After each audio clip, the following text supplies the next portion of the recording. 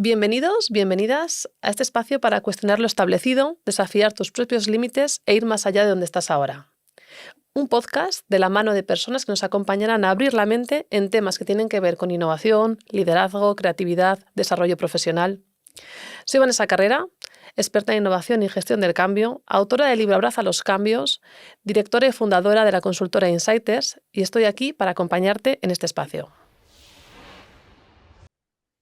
Bienvenidos, bienvenidas a un nuevo podcast y hoy tengo el placer, estoy con Mónica Galán Bravo, que es una experta en comunicación, experta en oratoria, conferenciante internacional y creadora del método Bravo, así que me hace mucha ilusión porque creo que nos va a contar y nos va a desgranar muchas cosas y muchas claves para poder hablar en público.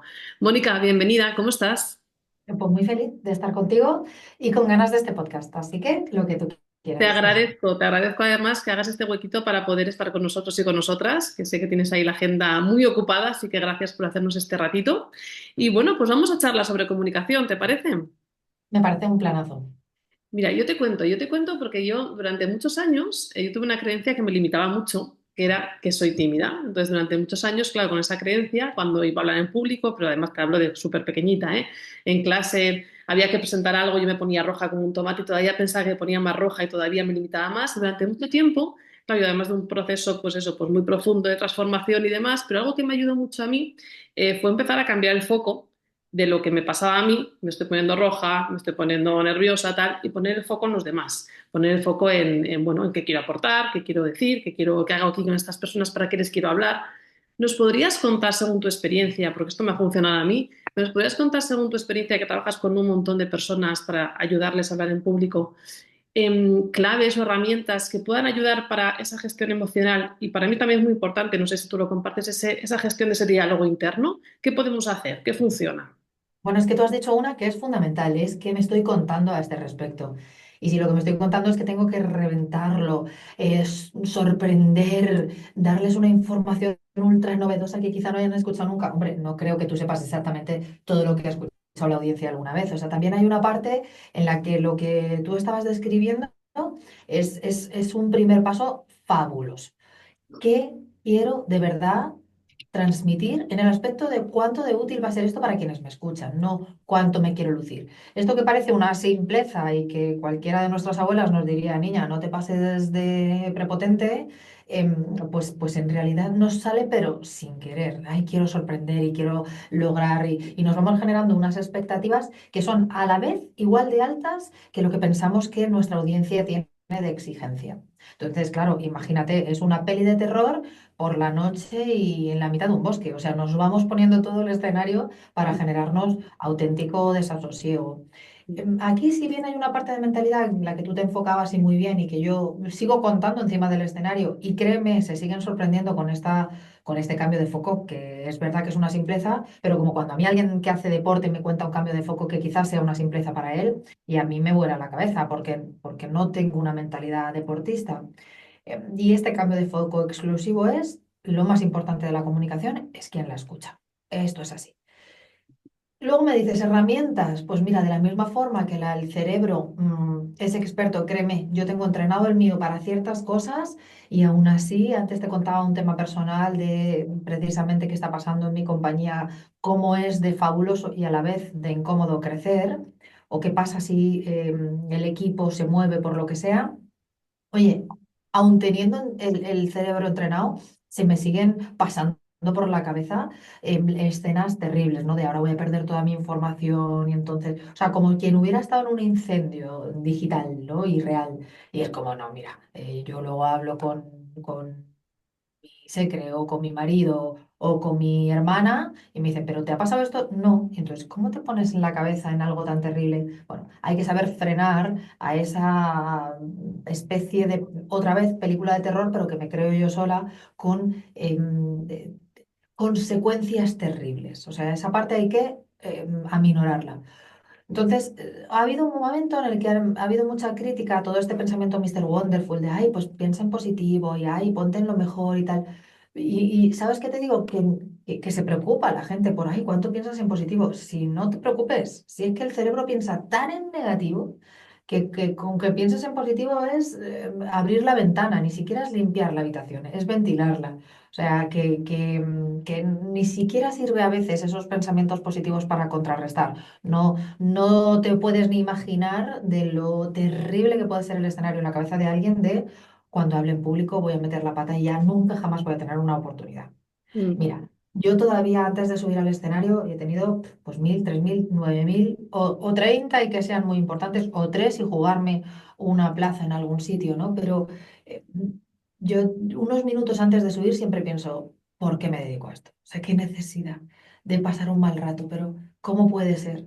Y lo que quiero hoy regalar en tu podcast es la idea de siempre vamos a estar nerviosos, siempre nos podemos poner en lo peor, pero podemos ayudar a nuestro cerebro, podemos entrenar a nuestro cerebro en generar situaciones, pensamientos que verdaderamente equilibren, dimensionen esta imagen terrible de fracasar hablando en público. Has dicho ahora algo que decías, siempre nos podemos poner nerviosos. Yo te cuento algo personal que me pasa. Yo también doy charlas y conferencias y algunas veces antes de subir me palpita el corazón un poquito. Esto es, yo a veces lo llamo los nervios buenos, de que algo me importa. Además, unos segundos, ¿eh? O sea, son unos segunditos de esto que noto, ti, ti, ti, y ya se pasa, ya en cuanto ya estoy ahí. Eso, ¿qué me dirías? ¿Se va a pasar algún día? Esos No, nervios buenos me los estoy contando yo así porque realmente me lo quiero creer. ¿Qué me dirías con eso? mira, es como cuando dicen, no, envidia, pero de la sana. La envidia es envidia y los nervios son nervios. Efectivamente, no es lo mismo tener nervios 3 que nervios 10 y entrar en colapso, pero los nervios son nervios y son un poco malos consejeros. Ahora, ¿es posible y deseable incluso erradicarlos al 100%? También diría que no, en lo uno y en lo otro. ¿Vale? ¿Por qué? Porque Porque ese pinchacito en el corazón o a que si te avisa el relojito te da una información de que te importa. ¿Cómo se contrarrestan? Si bien siempre hay algo de nervios, repito, algo, no un ataque de pánico. Preparación, mentalidad. O sea, eso es algo que todo el tiempo vas a seguir necesitando. Para mí, ¿cuándo me he puesto más nerviosa en un examen? Pues mira, ha habido dos dicotomías, ¿no? Estoy yendo ahora para atrás en la juventud, pero o porque no sabía nada, nada, y entonces alguna vez me atreví, que creo que de las pocas, porque soy más bien empollona, a ir muy poco preparada sabiendo, no voy nerviosa porque no tengo nada que perder, o sea, ya pensaba presentarme a la recuperación, entonces digo, bueno, voy a ver cómo es el examen. Y la otra es, vas tan preparada que entonces también sientes nervios. Bueno, con los discursos puede pasar algo parecido. Mucha gente cree que logra no tener nervios porque no se lo preparan. Esto te lo aseguro en grandes compañías. Mira, para que el diablo no se ría de la mentira, una conversación de ayer a las 8:30 que me llamó una clienta, que trato de no estar trabajando a esas horas, pero fue como, Mónica, es que no sabes cómo ha sido asumir que todas las veces que he subido al escenario antes de prepararlo contigo, no me lo preparaba adrede para supuestamente no ir más nerviosa, cuando en realidad era una historia de fracaso asegurado. Entonces, en esa dicotomía de o nada, nada o demasiado, como ves, volvemos a comernos la cabeza con cuál sería la mejor idea, qué es lo que debo hacer.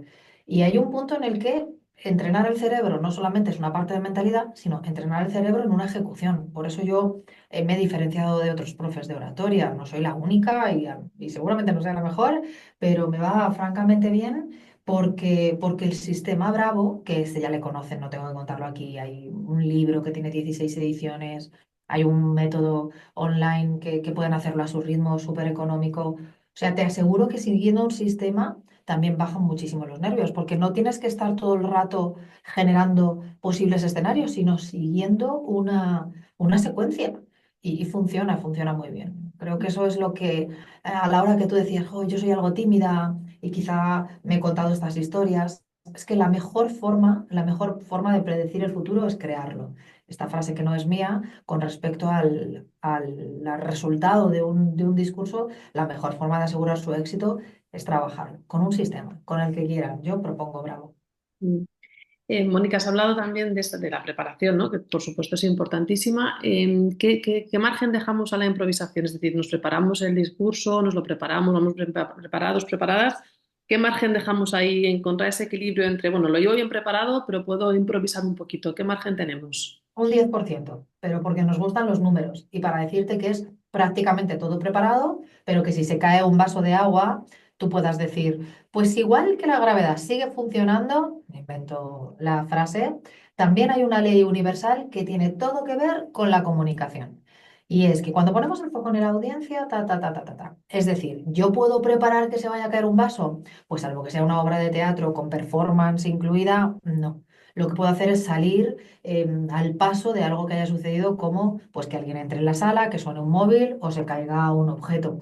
Esto como por decirte cosas que en realidad son amables. Ni te digo que haya algún orador frustrado en la sala y levante la mano y te diga, pues yo esto que tú estás diciendo no solo no lo veo, sino que pienso lo contrario. Y ahí sí que hay que aprender a gestionar ese momento de darle el reconocimiento a la persona que necesita hacer algo que a todas luces es mal educado, que es interrumpir a alguien que está hablando, pero también volver a dominar que mi sala, aunque sean tres personas, 3.000 o 300, mi sala es mía. Es decir, si yo estoy aquí ahora hablando en público, tengo el derecho y el deber de preparármelo, pero tengo el derecho de poderlo ejecutar sin que alguien me interrumpa, prácticamente por decoro y por educación.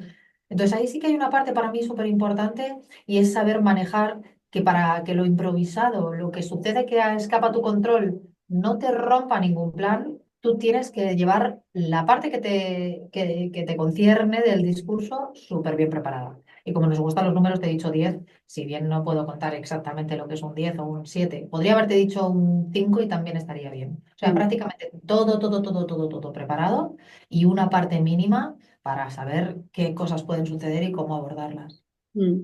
Estaba pensando en una persona que hace poquito me contaba, dice, yo lo llevo todo muy bien preparado, Vanessa estaba hablando de un tema de una presentación de un cliente, muy bien preparado, lo llevo súper preparado, y cuando estoy delante de los clientes empiezo a tartamudear y nunca tartamudeo.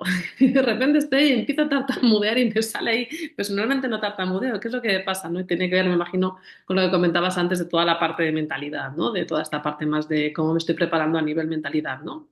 Sí, sí, y además nos sometemos, entendiendo que esa parte del discurso o de la persona hablando no tiene que ver con una patología, es decir, siempre que no sea, tú lo has descrito muy bien, oye, no me pasa habitualmente, esta no es mi parte, vamos a decir, es que no quiero decir como no quiero decir como que sea un problema de base, pero sí que si tú no tienes en la tartamudez, o sea, si tú no eres una persona que tartamudea habitualmente, es una cuestión exclusivamente de nervios, una patología, que no me salía la palabra. Si no es algo patológico, es un tema exclusivamente de nervios. Y entonces ahí, Vanessa, hay una parte muy importante y es saber que si tu cerebro te hace trucos, por eso entrenamos para hacerle trucos a nuestro propio cerebro. Hay una clave fundamental para dejar de tartamudear y que, repito, siempre que no sea patológico, que tiene todo que ver con la velocidad del habla. Todo. O sea, Mm. nos sometemos a más velocidad de la que nos es cómoda. Por lo menos que nos es cómoda en ese momento y entonces aparece ese momento de encasquillarse. Ujú, tiene sentido. Sí, además, a veces esa velocidad a lo mejor también tiene que ver con las ganas de querer terminar, ¿no? Porque estás incómodo, quieres terminar lo antes posible de alguna manera, ¿no? También Ya. puede ir por Lo que ahí. pasa es que tú corras no significa que vaya a ir el tiempo más rápido. Sí, sí. Mónica, danos algún truquito para el inicio y el final de una charla. ¿Qué Pues mira, tenemos para que el inicio lo que te digo es que hay que despertar la curiosidad de la audiencia. Y si estás en lugares comunes, no puedes despertar la curiosidad. O sea, esto es dramático. Yo cuando veo que alguien comienza una charla de una manera ordinaria, nunca mejor dicho, pues me da mucha pena, porque no, tampoco digo que haya que salir con fuegos de artificio y como si fuera una superproducción de Broadway. No, pero de ahí a, hola, buenos días, ¿qué tal estáis? Bueno, mi nombre es Mónica y estoy aquí, mira, mátame ya, ¿sabes? Mátame ya porque realmente es muy difícil atender. Lo hacemos, otra vez voy a utilizar esta palabra, por decoro. Lo hacemos porque no queda otra que atender a la persona porque tenemos muchas de las veces buen corazón, pero, digo muchas de las veces, no todas las veces, pero, pero es normal que la audiencia pierda el respeto a una charla como esa. Es que es muy difícil atender algo francamente aburrido. Mira ahora, además, cómo estamos de entrenados con, no sé, decenas de plataformas posibles o decenas de distracciones posibles. Es muy difícil que mantengas mi atención si realmente no estás haciendo nada por procurarla. Así que para el comienzo, una curiosidad y para el cierre, algo emocional. Esto es Ujú, lo que yo recetaría si fuera la farmacéutica de los discursos, ¿no? O sea, algo emocional, porque la gente quiere cerrar con buen sabor de boca. ujú. Yo el otro día, mira, fueron los Oscars y la ceremonia de los Oscars y hablábamos de algunas películas que no acaban de conseguir la estatuilla porque es muy difícil que un musical se lleve una estatuilla o una película de comedia se lleve una estatuilla. Normalmente se lo dan, pues acaban de darle el premio de nuevo a Adrian Brody y ya se lo dieron en su momento por El pianista. Entonces, claro, esos dramas conmueven, remueven. Y me da pena, porque yo, nunca mejor dicho, ¿no? Porque hay veces que hay películas con cierta comicidad o más ligeras que son extraordinarias. Y no digo que nunca tengan el Oscar, digo que no es lo más habitual. Y la evidencia refrenda lo que acabo de decir. Y con esto lo que te digo es que creo que, que esa perdurabilidad, precisamente porque el cerebro se enfoca en lo negativo, pero esa perdurabilidad de la emoción, en positivo o en negativo, pero cuando en el cierre hay algo que te hace pensar, ¿no? Y que puedes elegir ese camino entre el bien y el mal. Yo cierro muchas veces las conferencias diciendo, ahora sois vosotros los que elegís qué clase de experiencia queréis que vivan otras personas cuando os escuchen, cómo queréis que os recuerden, qué queréis que digan cuando le cuenten a alguien que os han vivido durante unos minutos. ¿Cómo queréis permanecer en la cabeza de vuestra audiencia? Muchísimas gracias. Y cierro así. Y entonces esa sensación y me lo creo, y por cierto, me salgo de la emoción, pero te aseguro que mientras lo digo, la siento al 200%, como las folclóricas cuando cantaban copla y lloraban y luego tenían un marido y dos hijos y no el desamor del que hablaban llorando como una Magdalena. Yo en ese momento lo siento porque hoy lo pienso, pero es que además conecto con la emoción. Entonces el cierre tiene que estar cargado de esa misma emoción. Ok, entonces, inicio, alguna curiosidad, algo que salga un poquito de lo normal y cierre emocional, ¿no? Por ahí va. Eso es, eso Y es. estaba pensando, y claro, y para esto te he preguntado inicio y cierre, pero tan importante también es el transcurso de, porque lo que decimos, además que estamos acostumbrados a los impulsos de un montón de información y después de una a otra, entonces mantener también esa curiosidad, ¿no? Algo también, te he preguntado inicio y final, algo para el medio. Claro, mira, para el medio, ahí funciona muy bien Bravo y se nos iría el podcast, pero un truco para el medio te diría combinar, combinar estas ideas más sesudas con ejemplos muy visuales. Esta es una de las cosas más importantes que podría decirte. La Mm, proporción, pues por eso en Método Bravo Online aparece muy claro cuál es tu discurso, cuál es tu estilo. O sea, pues no es lo mismo un cocinero que una diseñadora de interiores, no es lo mismo una ingeniera que una bailarina que hable de su discurso en charlas TED, que ayude a una mujer a preparar su propia charla. Es que no puede ser lo mismo bajo ninguna circunstancia porque en qué momento se van a apoyar, en qué partes, si más intelectuales o más emocionales. Pero en ese juego, en cada uno de los casos, en ese juego de combinar sendas opciones, está la gracia del sándwich, ¿no? De la hamburguesa, como a mí me gusta decir, de Bravo. Y algo que nos digas, esto mejor que no lo hagas nunca cuando estés hablando en público. Pedir perdón. Ujú. Mira, el otro día, mm, como soy bastante cinéfila, yo creo que se ha notado hoy justamente por el momento del año en el que estamos. Y esto de la gala de los Oscars que te decía, pero no, nunca me gustó esa frase de, creo que es West Side Story, de amar no significa no decir nunca lo siento, ¿no? Yo todo lo contrario, me tiro a la gente que quiero, es posiblemente con la que más meto la pata, pues porque te confías, pues porque llegas tarde, pero es a casa de tus padres, entonces no pasa nada, ¿no? Este tipo de situaciones. Y te lo cuento específicamente porque el otro día pensaba, es que en el único momento en el que quieres en el sentido pues, más filosófico y más romántico, quieres a tu audiencia, quieres que estén lo más felices posibles, que yo me creo eso, al 100%, soy una cursi integral, tengo mil errores, pero esto me lo creo al 200%. Y, y yo decía, es que verdaderamente decirles lo siento a la audiencia, que lo pasen mal en ese momento, cuando son muchas entes, es un regalo envenenado. No, no, no, me parece bastante injusto. Entonces, por darte una respuesta original, te diría que pedir perdón. Ay, perdón, es que hoy estoy muy nerviosa, perdón, ¿qué quieres que hagan ellos? O sea, en todo caso, decir, hoy pido disculpas porque estoy francamente y especialmente emocionada por lo que os voy a contar, pero voy a hacer todo lo posible por transmitiros, o sea, suck it up, princess. O sea, te toca arreglártelas y darles tu mejor versión. Ellos y ellas te ven el día D, hora H y no te vuelven a ver, posiblemente. No, ejecutan tu mejor versión. Esa es mi... Nunca he dicho eso en un podcast, o sea que para que lo veas como Ahí, algo que perlita que nos realmente... regalas. Mónica, ¿cómo ha sido tu proceso? ¿Cómo ha sido tu proceso para convertirte en una de las referentes en comunicación y en una oradora como la que eres? ¿Cómo ha sido tu proceso? Pues haciendo la historia muy, muy breve, enamorándome por la comunicación oral. O sea, asistiendo a muchos cursos, a muchas charlas.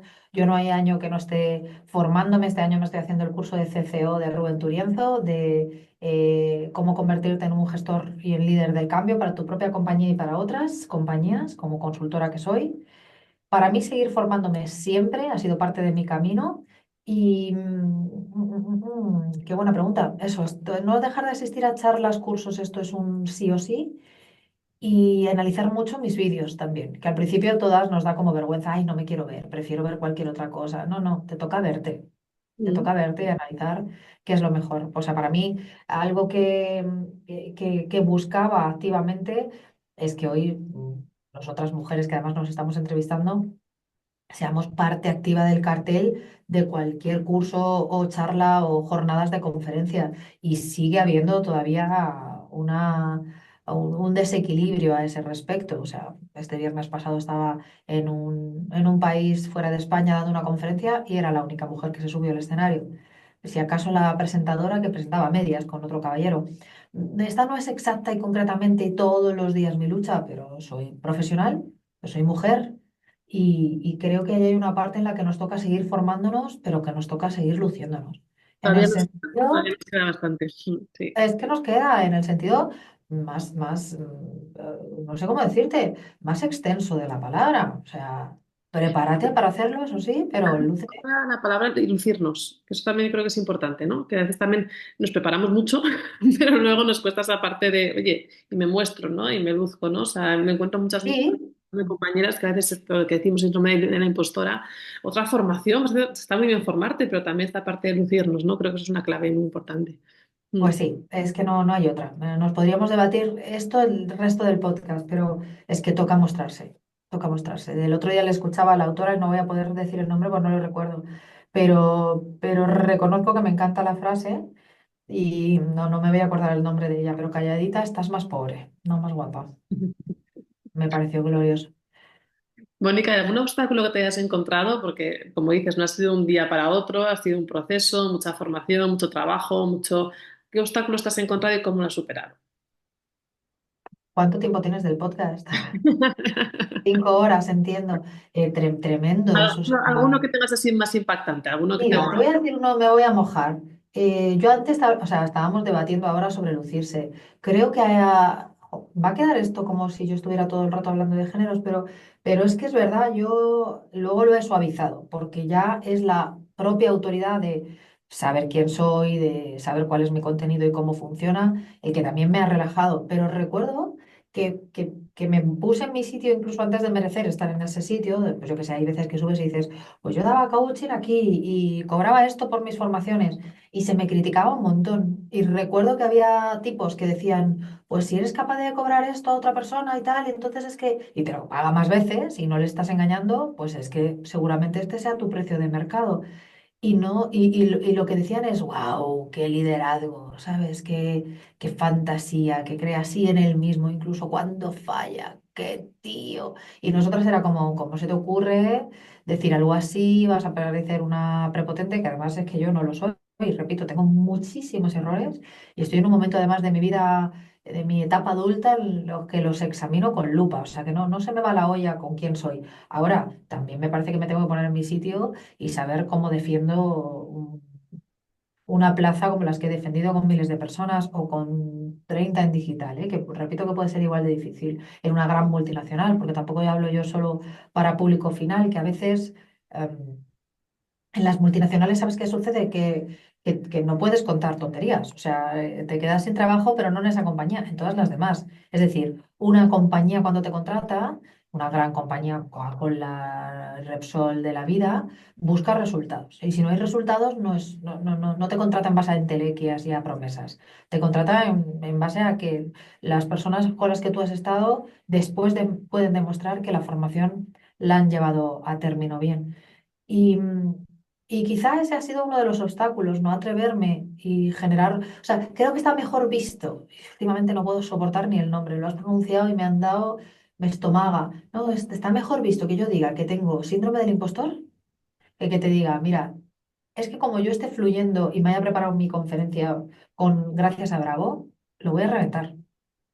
Lo voy a reventar porque no se esperan que pedagógicamente mi charla funcione y que pueda ser muy divertida y que pueda ser muy compasiva. O sea que hoy me quiero poner ahí. Y Mm, esto voy a resumírtelo como el mayor de los errores, no apostar por mí al 200%, mm, con mejor equipo, o sea, merecer los mejores profesionales, no quedarme ahí, no, pero no, de todo, da igual, de maquillaje hasta todo, todo, lo que sea que haga falta. Y yo he ido jugando mucho en ligamentos, no, bueno, ya me hago esto, no, ya contrato yo, no hago esto, no, no, apostar al 200% creo que ha sido uno de los errores que yo, no haber apostado, vaya, al 200% por mí misma. mm, Llega otro momento en mi etapa adulta en la que pienso hacerlo sin mirar atrás. mm. Mónica, ¿cuál ha sido tu comunicación más difícil, más complicada? Mm, mm. El nombre del podcast era dramas y tal, pues muchas, o sea, mira, mi comunicación en público, que me he ido a otros escenarios, porque Sí. yo estoy ahora también con podcast propio investigando conversaciones valientes y no se vuelven más fáciles. Te vuelves más valiente tú por hacerlas, porque son verdaderamente eh, terribles, pero no se vuelven más fáciles. Siempre es difícil decirle a alguien, ya no te quiero, quiero construir la vida por otra, o recibir un, no eres la persona que yo elijo. Es muy difícil romper una relación profesional. Para mí, todas esas conversaciones difíciles o decirle a tu familiar que aquello que ibais a hacer no quieres hacerlo, lo que sea que fuera, ¿no? Pero en comunicación oral, que entiendo que es lo que me estás preguntando, de las cosas más difíciles, pues mira, hubo una vez en una compañía, estaba yo en el Levante español, y íbamos a dar una formación muy juguetona, divertida, y había un ambiente tan delicado en ese momento en esa compañía que se amotinaron. Entonces, en vez de ah, jugar, divertirnos y dar formación, hicimos un círculo en abierto, porque sentí que era lo que había que hacer, me lo premió mucho la compañía o me podría haber vetado para siempre, porque fue como, vale, ¿qué necesitáis? Vamos a apuntar, ¿qué es lo que sucede? ¿Qué os ha pasado? ¿Qué habéis hecho vosotros? Porque yo también estoy aquí para recordaros que sois responsables en parte de lo que nos acontece, ¿no? Mira, una frase que hoy necesito recordarme también a mí misma es que la gente nos trata como les permitimos. Ujú, Punto. Nosotros enseñamos a la gente. Hay veces que hay que romper esas relaciones, ¿no? Hablábamos ahora de conversaciones valientes, pero no considerar la responsabilidad que tenían en ese momento de lo que estaban viviendo, dentro de que yo no soy una gran consultora de PESA, que soy una gran consultora en comunicación. O sea, que a mí, a Rubén Turienzo le gustan mucho más esas crisis, tiene mucho más músculo. A mí me gusta más resolver conflictos comunicativos y no tanto conflictos profesionales de producto, de propósito, de personal, pero te aseguro que fue un antes y un después. Y también a mí me vino muy bien para reconocer la parte de responsabilidad que me implica mis propios procesos. Aquello fue, Vanessa, quizá de lo más potente que yo he vivido dando clase. mm. Supiste adaptar, ¿no? También a lo que había y supiste escuchar y adaptar a esa necesidad que había, ¿no? De alguna manera. Supongo que sí, supongo que sí. En ese momento me sentí muy poderosa cuando acabó la clase, como te digo que estaba en Valencia y yo vivo en Madrid. Recuerdo que me subí a la habitación tipo las 4:30 de la tarde, a las 5 de la tarde y me quedé dormida. Ujú. Y jamás, no me sé ni echar la siesta, pues me desperté al día siguiente. O sea, la tensión que debí pasar Ahora fue tu cuerpo ya dijo incansable. aquí ya. Sí, sí, recuerdo comer algo, tipo un sándwich, tumbarme y decir, bueno, voy a relajarme, me quedo dormida. O sea, imagina el estrés que pasé, porque si no eran 60 personas, no había ninguna. Y verdaderamente había una situación muy delicada. Mm. Mónica, vamos a ir terminando esta conversación. Me quedaría aquí mucho más, pero vamos a ir terminándola. el método funciona, tu método funciona y además ahora con tu programa online que está funcionando súper bien. ¿Cuál es la clave de que funcione además a nivel online, ¿no? Que a veces también las respuestas no son diferentes, está funcionando muy bien. ¿Cuál es la clave o las claves para que eso funcione de esa manera? Que pongo muchos ejemplos y que trato de ser el modelo, también en lo que no os guste, ¿no? A la hora de hacer el programa, pero el modelo de lo que se puede lograr haciendo ejecutando en última instancia, pero escribiendo en primera instancia un discurso profesional. O sea, es que la gente cuando hace método Bravo Online lo que dice es hay una teoría en todo esto, no es ciencia infusa, no es una ilusión, es que verdaderamente puedo averiguar cómo, cómo presentar mejor porque hay ya una metodología.